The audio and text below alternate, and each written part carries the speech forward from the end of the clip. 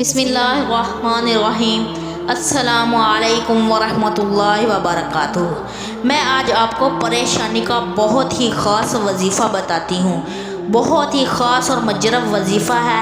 حضرت محمد صلی اللہ علیہ وآلہ وسلم نے اللہ کی قسم کھا کر اور پھر فرمایا، ہمارے نبی نے فرمایا کہ جب بھی آپ کا کوئی مسئلہ حل نہ ہو رہا ہو، کوئی کام نہ ہو رہا ہو، اچانک سے آپ کے اوپر کوئی پریشانی آ رہی ہو، اچانک سے آپ کے اوپر حادثے ہو رہے ہوں، تاکہ برے خیال آ رہے ہوں، ان تمام چیزوں سے بچنا چاہتے ہیں تو ایک تسبیح پڑھ لیا کرو۔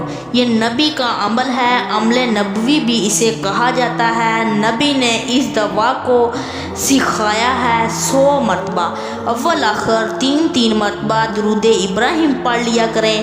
درود ابراہیم کے ساتھ اس عمل کو پڑھ لیا کریں، یا رحمانو یا رحیمو بحقی۔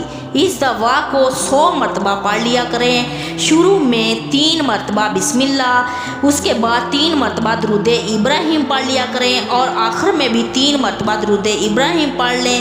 پریشانی سے باہر نکلنے کے لیے اللہ سے دعا کریں، انشاءاللہ یہ دعا آپ کی زندگی بدل دے گی۔